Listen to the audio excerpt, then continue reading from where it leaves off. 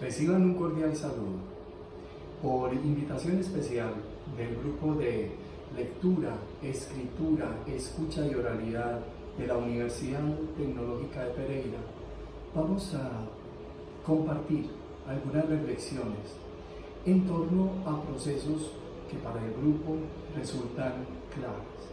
En concreto, en torno al mundo de la lectura.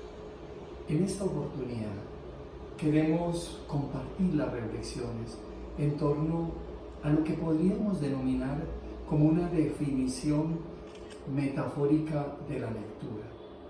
Un asedio al texto por las cuatro esquinas. Soy Miguel Ángel Carlos de la Universidad del Quindío y con el apoyo de Luisa Fernanda Ciro queremos compartir estas reflexiones en torno a la lectura y aclarar que cuando nos referimos a cuatro esquinas estamos hablando de cuatro mundos que proponen Domínguez y Feito Alonso.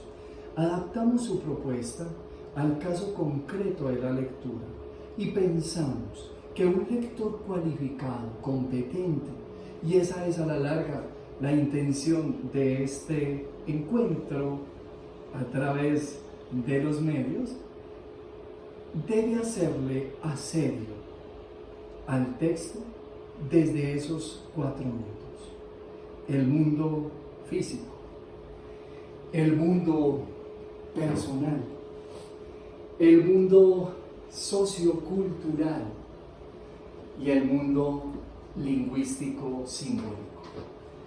Para que esta provocación no nos quede como un simple reflexionar teóricamente, abstractamente, en el vacío, vamos a tomar un texto breve, muy bello, muy sugestivo, de Pablo Neruda, que aparece en su libro Confieso que he vivido. Pablo Neruda se refiere a la palabra y dice lo siguiente: todo lo que usted quiera, sí señor, pero son las palabras las que cantan, las que suben y bajan. Me prosterno ante ellas, las amo, las adhiero, las persigo, las muerdo, las derrito. Amo tanto las palabras, las inesperadas, las que glotonamente se esperan, se acechan, hasta que de pronto llegan. Vocablos amados, brillan como piedras de colores, saltan como platinados peces, son espuma, hilo, metal, rocío. Percibo algunas palabras, son tan hermosas que las quiero poner todas en mi poema. Las agarro al vuelo cuando van zumbando y las atrapo, las limpio, las pelo, me preparo frente al plato, las siento cristalinas, vibrantes, ebúrneas, vegetales, aceitosas, como frutas, como algas, como ágatas, como aceitunas. Y entonces las revuelvo, las agito, me las debo, me las zampo, las trituro, las emperejilo, las liberto. Las dejo como estalactitas en mi poema, como pedacitos de manera bruñida, como carbón, como restos de naufragio, regalos de la hora. Todo está en la palabra. Una idea entera se cambia porque una palabra se trasladó de sitio, o porque otra se sentó como una reinita adentro de una frase que no la esperaba y que le obedeció. Tienen sombra, transparencia, peso, plumas, pelos. Tienen de todo lo que se les fue agregando de tanto rodar por el río, de tanto transmigrar de patria, de tanto ser raíces. Son antiquísimas y recientísimas, viven en el féretro escondido y en la flor apenas comenzada. Qué buen idioma el mío, qué buena lengua heredamos de los conquistadores todos. Estos andaban a zancadas por las tremendas cordilleras, por las Américas encrespadas, buscando patatas, butifarras, frijolitos, tabaco negro, oro, maíz, huevos fritos, con aquel apetito voraz que nunca más se ha visto en el mundo. todo se lo tragaban, con religiones, pirámides, tribus, idolatrías iguales a las que ellos traían en sus grandes bolsas. Por donde pasaban quedaba arrasada la tierra, pero a los bárbaros se les caían de las botas, de las barbas, de los yelmos, de las herraduras, como piedrecitas, las palabras luminosas que se quedaron aquí resplandecientes. El idioma. Salimos perdiendo, salimos ganando. Se llevaron el oro y nos dejaron el oro. Se lo llevaron todo y nos dejaron todo. Nos dejaron las palabras. Vamos a intentar, a partir de este texto, asediar como provocadores de lectura desde las 4 esquinas, desde los 4 mundos. Tomemos entonces en primer lugar el mundo físico. Para asediar el texto desde el mundo físico, inevitablemente nos estamos moviendo y estamos agregándole marcos espacio-temporales.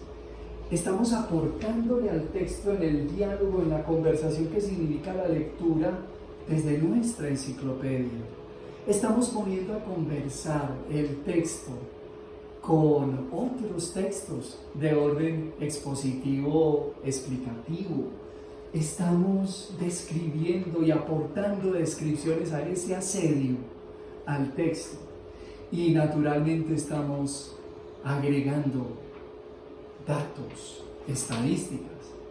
Para el caso concreto del texto de Pablo Neruda, podríamos hablar, por ejemplo, de los 580 millones de hablantes del español, el 8% de la población mundial aproximadamente, de las 300.000 palabras aproximadamente que tiene el español, de las 88.500 que tiene el diccionario de la Real Academia Española, de las 162.000 acepciones, de las 25.647 formas complejas, de las 28.619 acepciones de esas formas complejas, de los 10 millones de papeletas léxicas y lexicográficas que tiene la Real Academia en su fichero.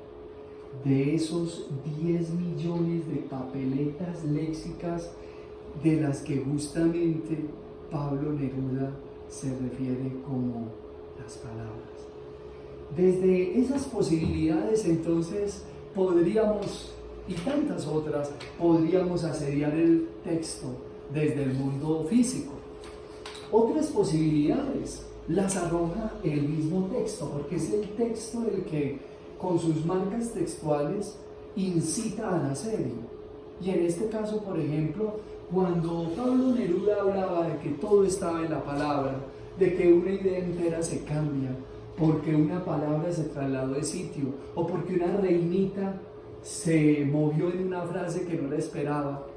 El típico caso de Juan escribió la carta.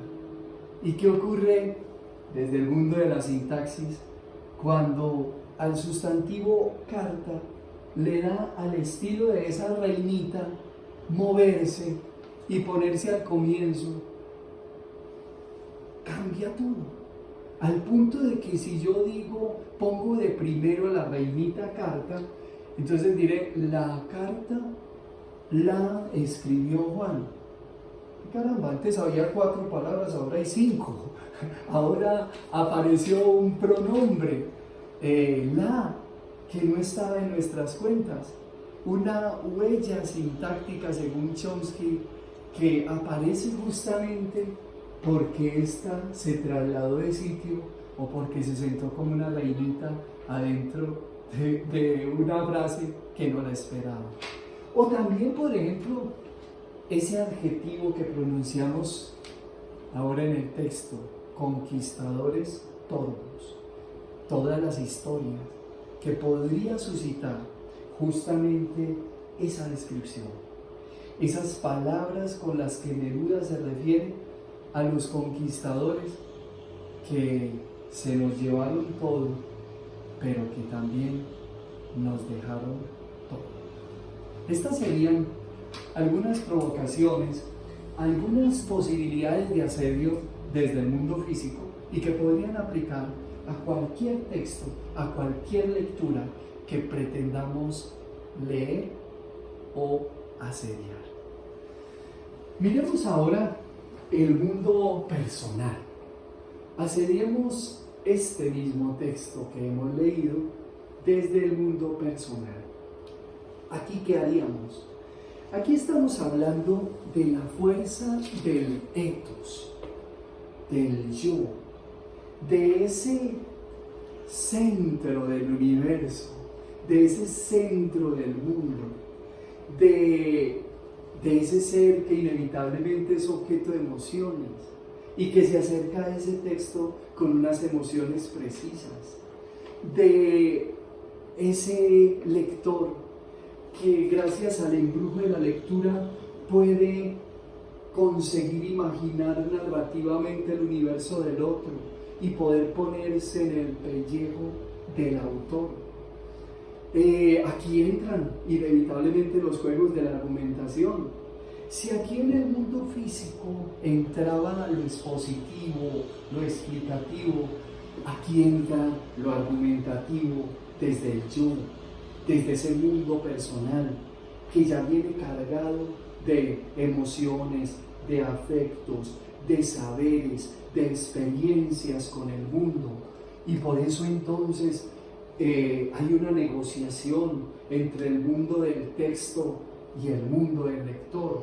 Ese asedio se hace desde lo personal, inevitablemente. Aquí entran a jugar la importancia de las historias de vida.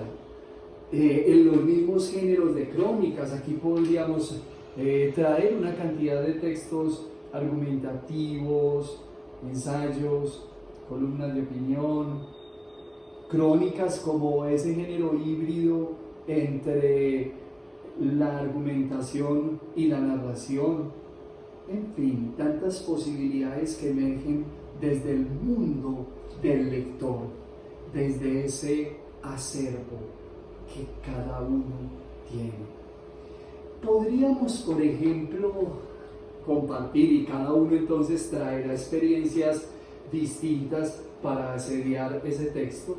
Yo, por ejemplo, le traería a este texto como asedio un texto humorístico, porque también se vale, porque el humor, la ironía, también van a traer consigo unas fuerzas argumentativas importantísimas en términos del ataque verbal, de la argumentación y de la diversión. Este texto de Lelutier, que aparece como una noticia en un telediario y que se llama Actualidad Latinoamericana. El presidente de la hermana República de Feudania, Mariscal Manuel Anzábal, toma el juramento de práctica a nuevos ministros en una ceremonia que se lleva a cabo en el Circo Estatal Capitalino. Juran los nuevos ministros de Salud Pública, General Roberto Fregoni; de Agricultura, Contraalmirante Esteban Rómulo Capdeville; de Vías Navegables, Brigadier Jorge Magleno; y de Educación y Cultura, Cabo Primero Anastasio López. Ese texto de Lelutier juega justamente con las palabras, con esas palabras que tienen peso, pelo, plumas, según Neruda. El texto se deja asediar no solo desde el juego humorístico de la degradación de títulos, sino también desde lo que arrastran las palabras. Un Roberto Fregoni, un Esteban Rómulo Capdeville, capo de la villa, un Jorge McLennan, que va a tener entonces en ese contexto extranjero una cantidad de peso, pelos, plumas que se han pegado a lo largo de su historia, y que para el caso del que va a ser ministro de Educación y Cultura, Anastasio López, queda en franca desventaja, porque quizás a Anastasio López no se le han pegado tantos pesos, tantos pelos, tantas plumas. Cada lector asediará entonces al texto desde diferentes posibilidades, desde diferentes acervos. Digamos también que pues en ese orden de ideas serían muchas las posibilidades. Una más que podríamos dejar es este texto, esta columna de opinión de Julio César Londoño, que se denomina Historia de una mala palabra. A propósito de las palabras, estamos asediando el tema. Arranca Julio César Londoño de la siguiente manera: mi vida sexual comenzó en los diccionarios. En cuanto caía uno en mis manos, de inmediatamente buscaba obscenidades y partes nobles. También en esos libros, como un presagio de lo que vendría luego, comenzaron mis frustraciones, porque esta suerte de voyeurismo semántico nunca era plenamente satisfecho. Por lo general, la palabra deseada no figuraba en las entradas o estaba públicamente oculta tras crípticos sinónimos o era definida de la manera figurada de la ciencia, y lo que yo buscaba era algo más crudo y excitante. La palabra cacorro, vemos por caso, no figuraba en los diccionarios de mi infancia y la siguen omitiendo, tácita conspiración editorial, los actuales. Entonces vino en mi ayuda un hecho fortuito. Un día en la misa dominical el sacerdote tronó desde el púlpito contra la sodomía, esa pasión insana que infesta aulas y cuarteles. Por supuesto, corría la S. Allí estaba, sodomía, concúbito entre varones o contra el orden natural. Por supuesto, corría la S. Allí estaba. Etimología de Sodoma, antigua ciudad de Palestina, donde se practicaba toda clase de vicios torpes. No entendí nada. Busqué concúbito, ayuntamiento carnal. Bueno, carnal ya era algo, pero ayuntamiento, acción y efecto de ayuntarse. Mi paciencia se estaba agotando. Subí la columna, ayuntar, tener cópula carnal. Omitiré aquí en favor de la brevedad la pesquisa de cópula y mi perplejidad al tratar de imaginar relaciones contra la natura entre el sujeto y el predicado para llegar a mi asunto: la singular historia de la palabra. Hacemos. Ya ustedes encontrarán el texto seguramente en internet. Solamente buscamos dejar las provocaciones desde la esquina del mundo personal. Ahora pasemos al asedio desde el mundo sociocultural. En este caso, entonces, tendremos toda una suerte de posibilidades para llegar a conversar con el texto central.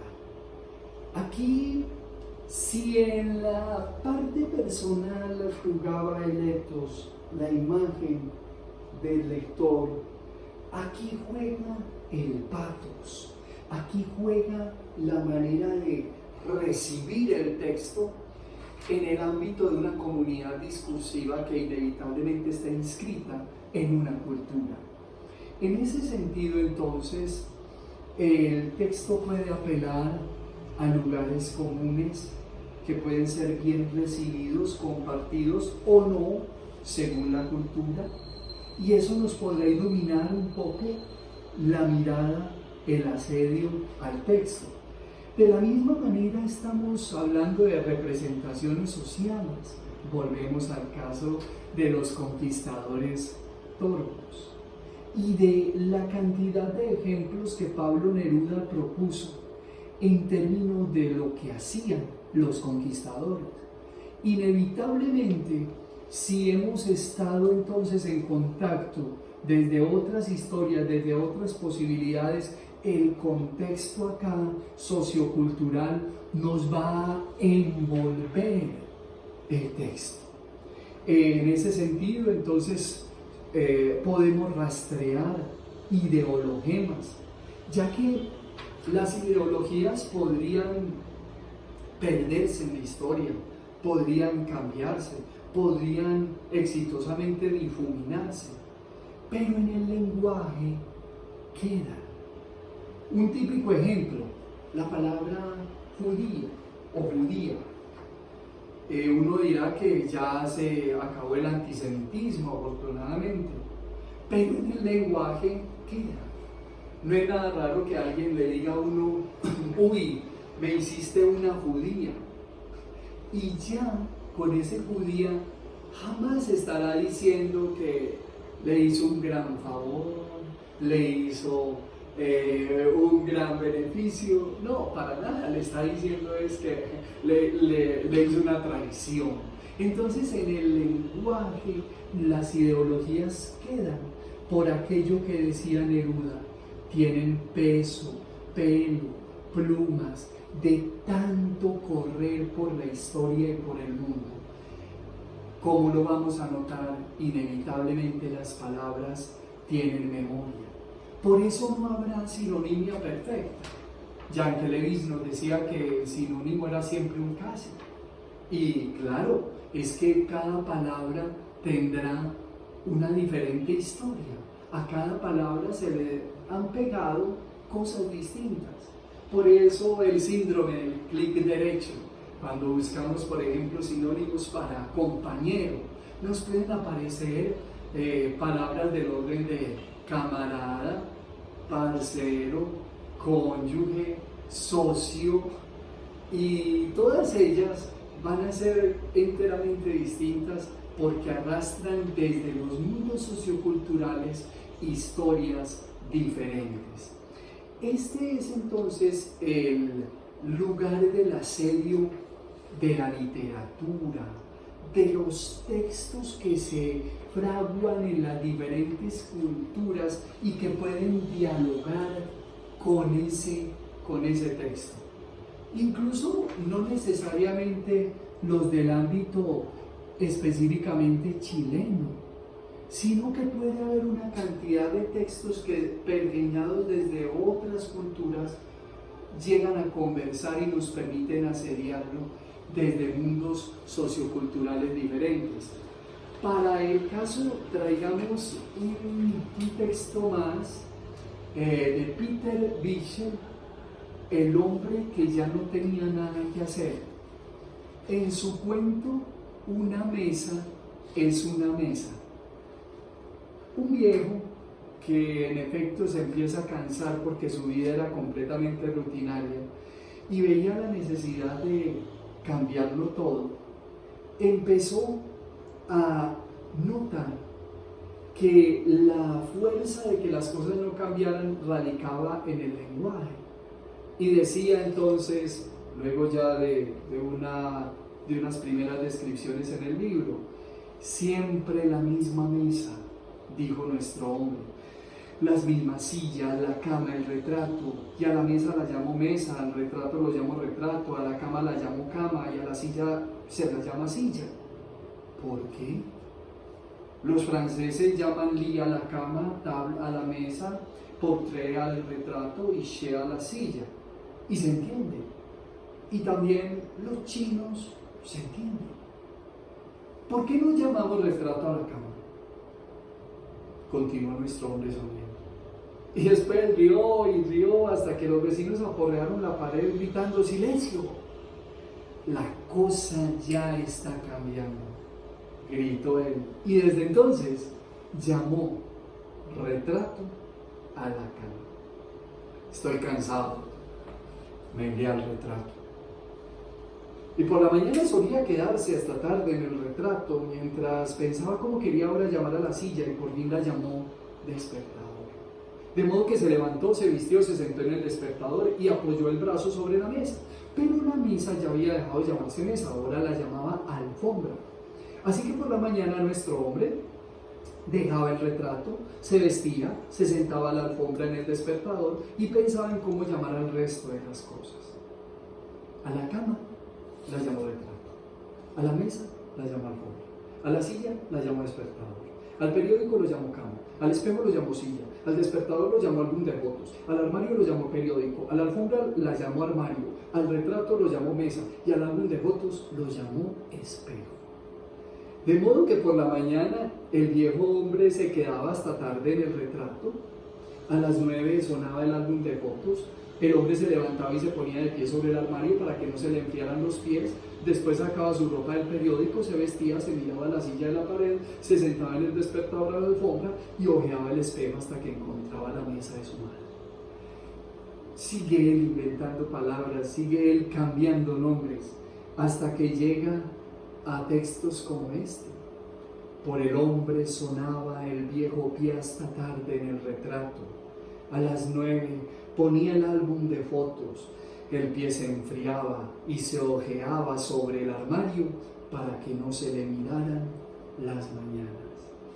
Continúa el texto, pero dejamos la provocación porque en efecto, desde el mundo sociocultural, al amparo de la propuesta de Peter Bichsel, perfectamente dialogamos con las palabras, las cristalinas, las ebúrneas, las estalactitas del poema, para notarlas en su calidad de también estalactitas en el cuento de Bichsel.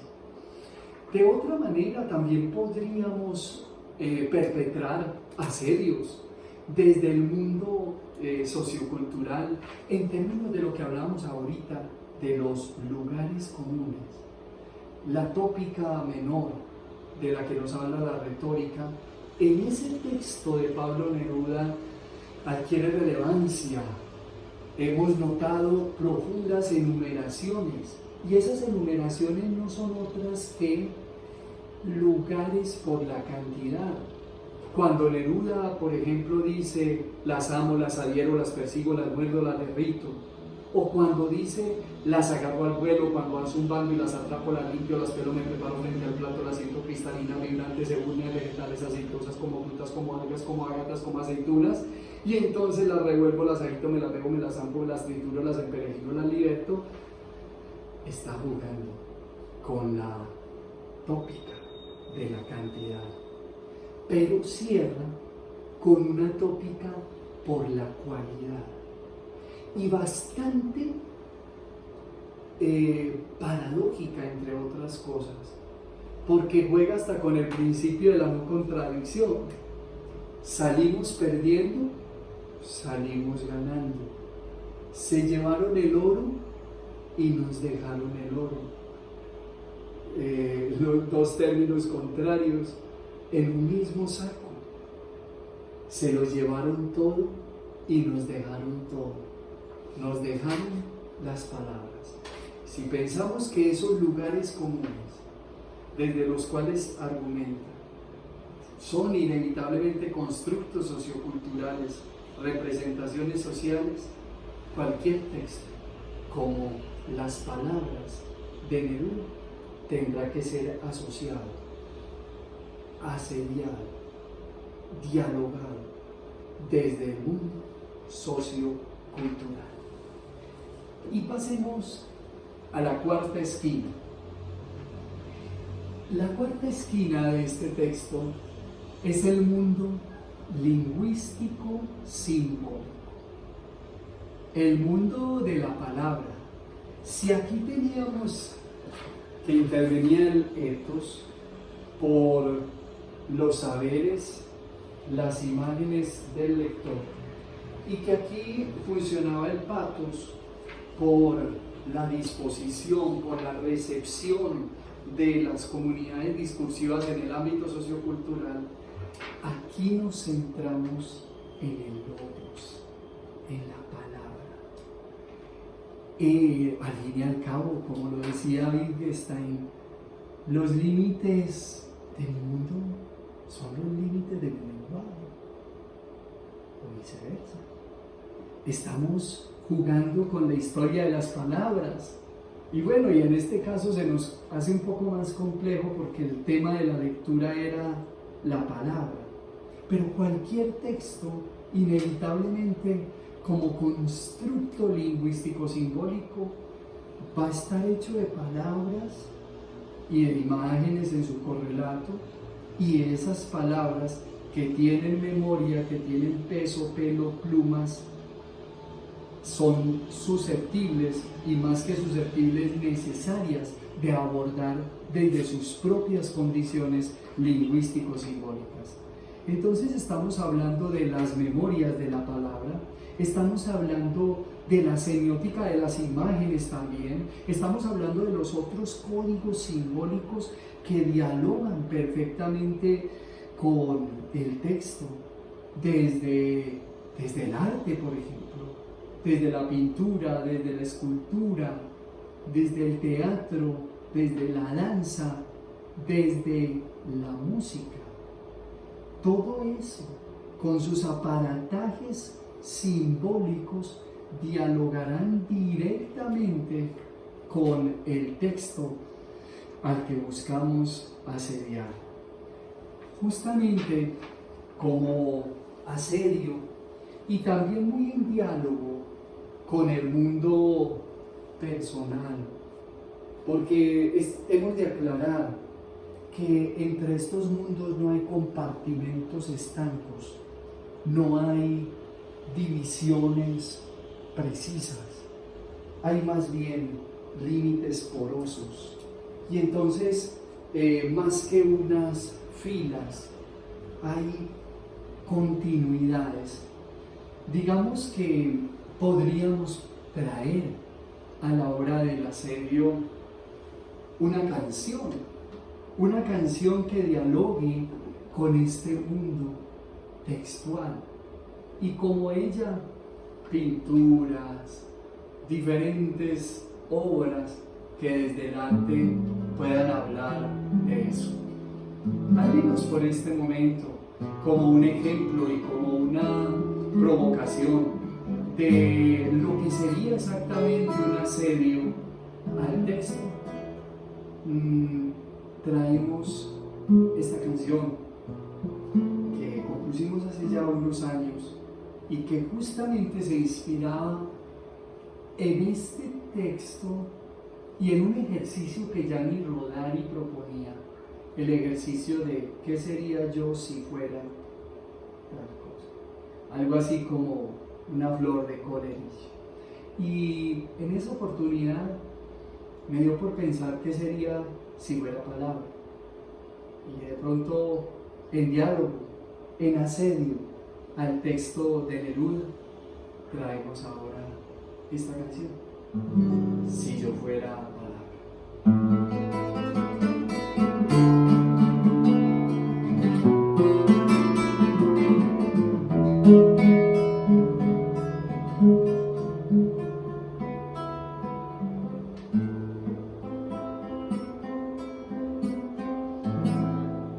Si yo fuera palabra,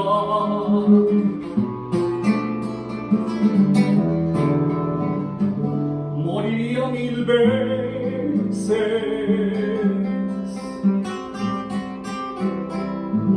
y nacería otras tantas en labios de un maestro, de un poeta, de una madre, de una nana. Si yo fuera palabra,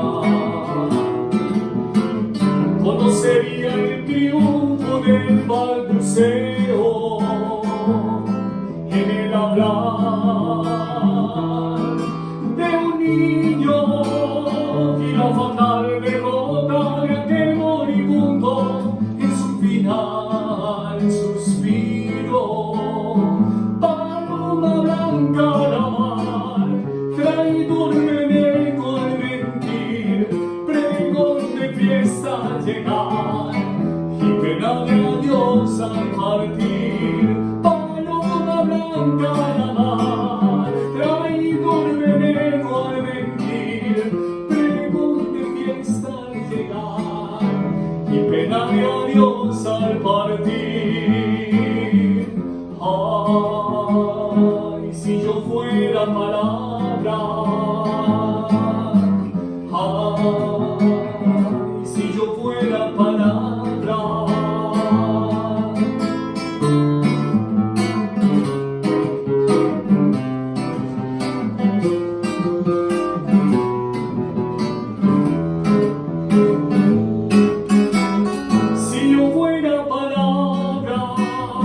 Llevaría contigo el sabor de tu aliento, la fuerza invisible de tu pensamiento, la impronta indeleble de tu alma, el color de tus sentimientos, la idea que quisiste decir, el fracaso de lo que no pudiste expresar. Ay, si yo fuera palabra, ay, si yo fuera palabra, atravesaría tu piel, tocaría tu alma y sentirías al fin lo que quiero decirte cuando te digo te amo. Ay, si yo fuera palabra, ay, si yo fuera palabra, atravesaría tu piel, tocaría tu alma y sentirías al fin lo que quiero decirte cuando te digo te amo. Ay, si yo fuera palabra, ay, si yo fuera palabra, si yo fuera palabra.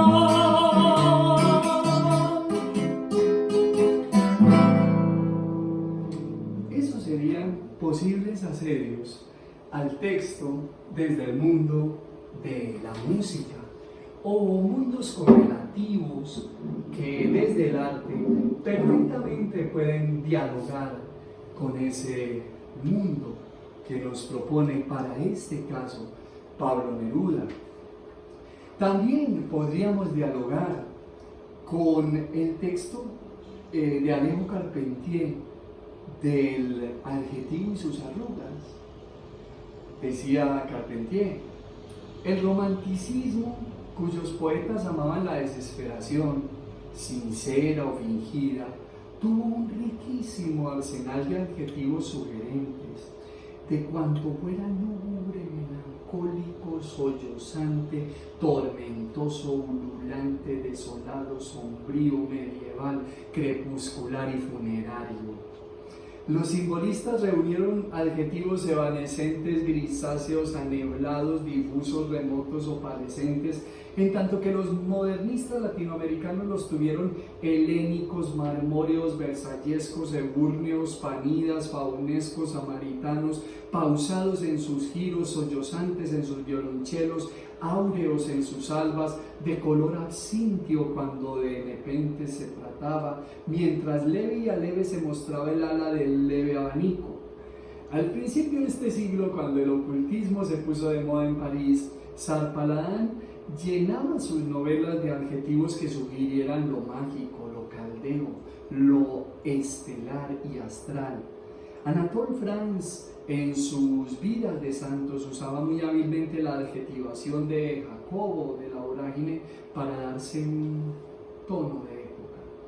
Los surrealistas fueron geniales en hallar y remozar cuanto adjetivo pudiera prestarse a especulaciones poéticas sobre lo fantasmal, alucinante, misterioso, delirante, fortuito, compulsivo y onírico. En cuanto a los existencialistas de segunda mano, prefieren los purulentos e irritantes. Múltiples textos, múltiples posibilidades de asediar desde el mundo lingüístico simbólico el texto. Hasta allí, una muy breve provocación en torno a lo que significa la lectura como asedio desde los mundos que proponen Domínguez y Feito Alonso. un mundo físico, una realidad inevitable que dialogará con la realidad del texto, un mundo personal, único e irrepetible, que desde sus afectos y sus experiencias del mundo también traerá al texto cosas que quizás él no alcanza a decir, pero que sugiere inevitablemente la mirada del mundo sociocultural que lo arropa todo, que le da trasfondo de significación, de sentido a todo. Y un mundo lingüístico simbólico que se funde en la esencia de las palabras, de los símbolos, a partir de los cuales el texto significa. Eso sería, de alguna manera, leer. Eso sería, desde la experiencia personal y todavía en construcción de tantos mundos que tengo por asediar, de tantas lecturas que nos esperan y que aspiran a que las asediemos, dialoguemos con ellas, las confrontemos y hagamos quizás lo que el poeta hacía con las palabras, que emperejilemos los textos, que los revolvamos, los agitemos, nos los bebamos, nos los zampemos, los trituremos y los libertemos desde esos cuatro mundos: el mundo físico, el mundo personal, el mundo sociocultural y el mundo lingüístico simbólico. Muchas gracias.